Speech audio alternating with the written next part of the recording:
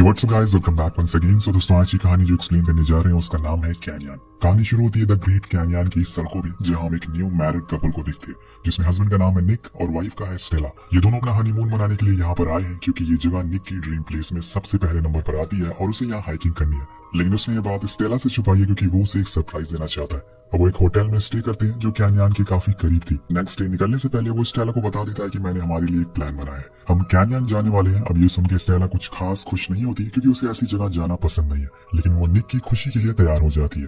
वो दोनों पास के एक टूरिस्ट शॉप पर जाते हैं और गाइडेंस के लिए कुछ बुक खरीदते हैं और तभी उन्हें पता चलता है कि वहां जाने के लिए उन्हें परमिट चाहिए। तो दोनों पास के एक परमिट ऑफिस जाते हैं। यहाँ उन्हें एक और झटका लगता है कि परमिट बनवाने में कई महीने लग जाएंगे और उन्हें तो बस थोड़ी देर में जाना है। वो स्टेला निक से कहती है कि हम कहीं और चल लेंगे, मुझे बस तुम्हारे साथ समय बिताना है, चाहे वो कोई भी जगह हो।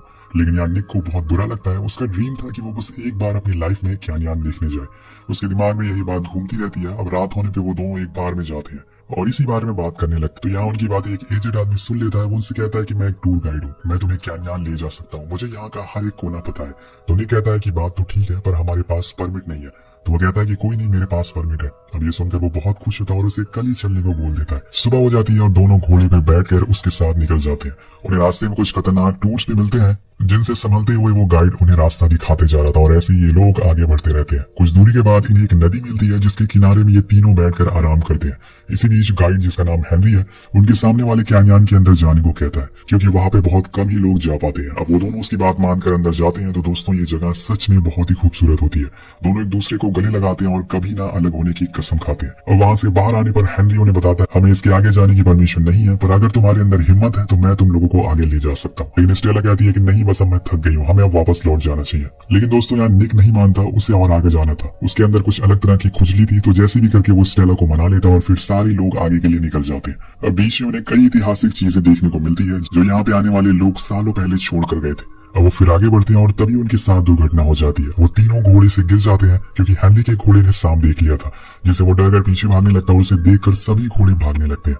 तभी वो सांप हेनरी को काट भी लेता है, लेकिन सही समय पर वो उसे मार देता है। पर यहाँ घोड़े के नीचे गिरने की वजह से उसका एक हाथ टूट चुका था, जिसे अब वो उठ नहीं पा रहा था। तो वो निक से कहता है कि जाकर उन घोड़ों को जल्दी से ले आओ। अब यहाँ निक को तो दो घोड़े नहीं मिलते लेकिन एक मिल जाता है। वो उसे लाकर बड़ी ही मुश्किल से बांधता है। जब वो वापस हेनरी के पास आता है तो हेनरी कहता है कि अब थोड़ी ही देर में अंधेरा हो जाएगा, इसलिए बेहतर है कि आज हम लोग यहाँ पे कैंप लगा ले और फिर कल की सुबह के साथ आगे बढ़ते हैं। निक को ये सही लगता है तो वो आग जलाकर वहीं सोने लगता है। लेकिन वो लोग सुबह से निकले हुए हैं और उन्हें भूख लग चुकी है। तो हेनरी उन्हें वहीं सांप खाने को कहता है जिसे उसने काटा था, पर उसे काटना निक को ही था और बड़ी ही मुश्किलों से उसे काटता है और पकाता है। अब स्टेला उसे नहीं खाती, वो वैसे ही भूखी रहती है क्योंकि वो एक वेजिटेरियन है। अब उसी रात उन्हें कुछ भेड़ियों की आवाजें भी सुनाई देती है जिसके बारे में हेनरी बताता है कि ये यहाँ के जंगली भेड़िया हैं, इनसे संभल कर रहना है। वेल कुछ देर बाद सुबह हो जाती है लेकिन यहाँ हेनरी की तबीयत अब कुछ ठीक सी नहीं लग रही थी। सांप के काटने की वजह से उसका जहर अब धीरे धीरे उसकी बॉडी में फैलना शुरू हो चुका था। उसकी ऐसी हालत देखकर वो दोनों डिसाइड करते हैं कि वो उसे घोड़े पर बैठा देंगे और फिर आगे बढ़ेंगे। लेकिन दोस्तों वो बहुत ही दूर आ चुके हैं। अगर वो कैन्यन से वापस चले जाते तो ये मुसीबत कभी नहीं आती। लेकिन वो अभी भी हिम्मत नहीं हारते। अब एक बार फिर आगे बढ़ना शुरू करते हैं, पर काफी दूर चलने के बाद अंधेरा हो जाता है और रात में चलना ठीक नहीं है, इसलिए वो लोग एक ऊंचे पहाड़ पर जाते हैं रात गुजारने के लिए। अब वो दोनों लकड़ी ढूंढने के लिए थोड़ी दूर पर चले जाते हैं, पर उसी दौरान उन्हें एक आवाज सुनाई देती है और पास जाते ही वो देखते हैं कि हेनरी नीचे पड़ा था। दरअसल वो यहाँ से भागना चाह रहा था लेकिन घोड़े ने उसे नीचे गिरा दिया और वो घोड़ा भी वहां से भाग जाता है। निक फौरन घोड़े को देखने जाता है, पर जब तक वापस आता है यहाँ पर हेनरी मर चुका था। यानी कि अब इतने बड़े वीरान इलाके में यही दोनों ही बचे हैं और इन्हें कुछ पता भी नहीं है इस इलाके के बारे में। अब ये देखकर स्टेला रोने लगती है। उसे डर था कि कहीं वो भी यहाँ मारी ना जाए। निक उसे हौसला देता है और वो रात वहीं गुजारने को कहता है। दोनों गाइड को वहीं पास में ही गाड़ देते हैं और कुछ ही देरी में सो जाते हैं। लेकिन बीच रात में निक को कुछ दिखाई देता है और वो असल में भेड़िया था जो उन्हें देख रहा था। वो सोता नहीं है क्योंकि अगर वो सो गया तो स्टेला की जान खतरे में आ सकती है, इसलिए पूरी रात वो उसके लिए जागता है। और अगली सुबह वो कुछ भेड़ियों के पैरों के निशान दिखते हैं जो वो मिटा देता है क्योंकि स्टेला ये जानकर और ज्यादा डर जाएगी। अब समय बीता रहता है और आज 3 दिन से ज्यादा हो गए हैं। अब ये दोनों बस घूमे ही जा रहे हैं, चारों ओर इन्हें बाहर निकलने का रास्ता ही नहीं मिल पा रहा है। तभी निक कहता है कि रिसेप्शनिस्ट ने कहा था कि हमारा चेकआउट मंडे को है और अगर हम उन्हें अपने रूम में नहीं मिले तो हो सकता है कि वे रेस्क्यू टीम को हमें बचाने के लिए भेजे। पर स्टेला ऐसे हाथ पे हाथ रखे बैठ नहीं सकती, उससे जल्द से जल्द रास्ता ढूंढने को बोलती है। अब वो बिना सोचे समझे चलने लग और घुमा फिरा के फिर उसी जगह आकर अटक जाते हैं जहां से उन्होंने शुरुआत की थी। अब इस चीज से दोनों बहुत ही फ्रस्ट्रेटेड हो जाते हैं और दोनों में लड़ाई होना शुरू हो जाती है। और स्टेला आखिरकार बोल ही देती है कि मैं यहाँ नहीं आना चाहती थी, लेकिन तुम्हारी वजह से मैं यहाँ पर आई। अब निक भी जानता है कि ये उसी की गलती है, इसलिए वो कहता है कि हमें किसी तरह से यहाँ से निकलना चाहिए, ना कि लड़ाई करना चाहिए। अब वो इसके आगे जा पाता है कि तभी स्टेला के फोन में हल्का सा नेटवर्क आना शुरू हो जाता है, लेकिन कुछ ही देर बाद वो चला भी जाता है। तो निक कहता है कि हमें फौरन एक ऊंची जगह पर जाना होगा जहाँ से हम कॉल कर सके। अब वो कुछ दूर आगे बढ़ते हैं तो उन्हें एक बड़ा सा पहाड़ दिखता है जिस पर चढ़ना नामुमकिन था, लेकिन निक कहता है कि हम ये कर सकते हैं, उनके पास बस एक यही ऑप्शन है। तो वो उस पर चढ़ना शुरू करते हैं। कुछ ऊपर जाने के बाद उन्हें नेटवर्क मिल जाता है, तो स्टेला फौरन 911 पे कॉल लगाती है, पर वो नेटवर्क लॉस हो जाता है। तो वो थोड़ा और ऊपर जाते हैं जहाँ फाइनली कॉल लग जाता है और वो तुरंत ही अपनी इमरजेंसी बताती है कि हमें मदद की जरूरत है। लेकिन तभी निक का हाथ छूट जाता है और जिससे स्टेला भी नीचे गिर जाती है। अब उससे तो कुछ नहीं होता, लेकिन निक जाकर एक पत्थर पर गिरता है जिससे उसकी पैर की हड्डी टूट जाती है और उसी पत्थर में उसका पैर फंस जाता है। वो दर्द के मारे चीखता जा रहा था, पर अब स्टेला क्या करे उसे कुछ समझ ही नहीं आ रहा था। वो बहुत कोशिश करती है उसे बाहर निकालने की, लेकिन सारी कोशिशें बेकार रहती है और निक को इतना दर्द होता है कि वो वहीं बेहोश हो जाता है। जब उसे होश आता है तो उसकी आंखों के सामने स्टेला नहीं बल्कि एक भेड़िया था जो उसे देखे जा रहा था।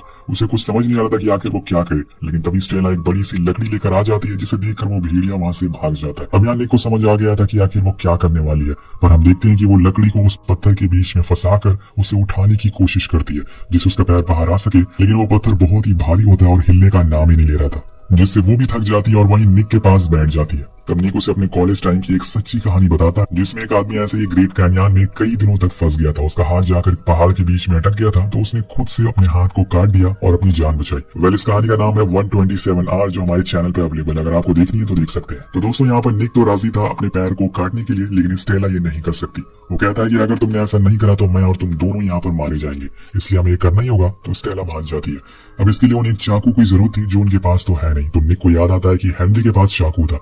वो स्टेला से कहता है कि जाकर तुम वो चाकू लेकर आओ। अब जाने से पहले वो निक को सेव करके जाती है ताकि कोई भी भेड़िया उसके पास ना आ सके, और फिर उसी जगह जाती है जहाँ पे उन्होंने उसे दफनाया था। और इतने टाइम में उसकी बॉडी को गिद्ध ने आधा खा लिया था, पर वो फिर भी हिम्मत करके बॉडी को बाहर निकालती है और फिर उसे दफना कर वापस आने लगती है। अभी वो देखती है कि निक की बॉडी में कुछ मूवमेंट नहीं हो रही है और ये देखकर वो बहुत डर जाती है। वो फौरन जाकर उसे चाकू गर्म करके निक के पैर पर लगाती है जिससे वो होश में आ जाता है और तब जाकर उसे थोड़ा सुकून मिलता है। अब यानी कहता है कि चलो जितनी जल्दी हो सके मेरा पैर काट दो, पर स्टेला आखिर ये करे तो करे कैसे। उसके अंदर इतनी हिम्मत नहीं थी, पर निक उसे ऐसा करने को मजबूर करता है। तो स्टेला उसके मुंह में एक लकड़ी फंसा देती है और फिर गर्म चाकू से उसे काटना शुरू करती है और बीच बीच में वो उसके दिल की धड़कनों को सुनती रहती है ताकि उसे पता चल सके कि वो जिंदा है। और आखिर वो एक पत्थर से उसकी हड्डी तोड़ देती है और उसका पैर बाहर आ जाता है। फाइनली निक दर्द की वजह से फिर से बेहोश हो चुका था और उसका लगातार खून बहता जा रहा था।